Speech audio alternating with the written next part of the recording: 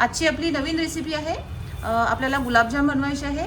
त्यासाठी आपण instant mix घेतलेला आहे. ठीक आहे, खव्याचे गुलाबजाम नाही बनवणार आहे आपण इन्स्टंट मिक्सचे बनवणार आहे. त्यासाठी मी गिट्सचं हे पाकिट आणलेलं आहे. बघा, हे पॅक आहे. ठीक आहे, गिट्सचं आहे हे. आता हे याला कट करून घेतलेलं आहे आणि याला एका बाउलमध्ये काढून घेणार आहे आपण. अशा प्रकारे हे जवळपास 400 ग्राम आहे. ठीक आहे, अशा प्रकारे. यासाठी आपल्याला आणखी लागणार आहे एवढी साखर, त्यानंतर विलायची पूड आणि जे काही याला भिजवण्यासाठी दूध आणि पाणी लागेल ते. चला ठीक आहे, आपण आता नेक्स्ट प्रोसिजर करूया. एक बाउल जी आपण साखर घेतलेली होती ती कढईमध्ये टाकून घेतलेली आहे आणि त्याच बाउलनी भरून तेवढं पाणी असं यामध्ये आता आपण घालणार आहे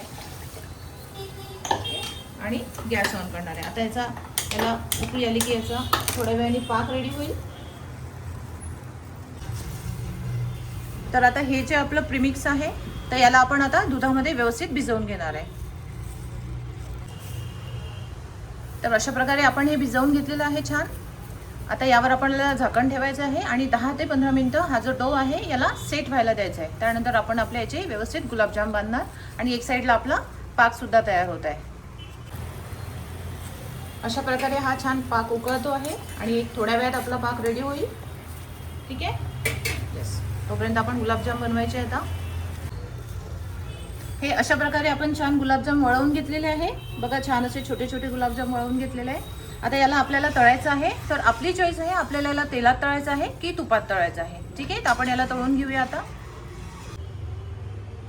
अशा प्रकारे गुलाबजाम आपण पाकात टाकून घेतलेले आहे. गरम उकळत्या पाकामध्ये टाकले आहे आणि गरम गरम तळलेले गुलाबजाम आपण यात लगेच टाकलेले आहे, जेणेकरून आतनं हे छान भरून येतात. आता हा जो पाक आहे हा साधारण कन्सिस्टन्सीचा आहे. जर आपल्याकडे जर घट्ट पाक आवडत असेल तर त्याला थोडं जास्त घट्ट बनवायचं आपल्याला आणि त्यानंतर त्यात गुलाबजाम टाकायचे. ठीक आहे, अशा प्रकारे छान गुलाबजाम आपले रेडी झालेले आहेत. अशा प्रकारे छान आपले गुलाबजाम हे रेडी झालेले आहेत आणि आता यावर आपण थोडंसं असं वरणच विलायची पावडर टाकायचं आहे. ठीक आहे, एक त्याला वेगळी टेस्ट येते. ठीक आहे, अशा प्रकारे नक्की रेसिपी ट्राय करा.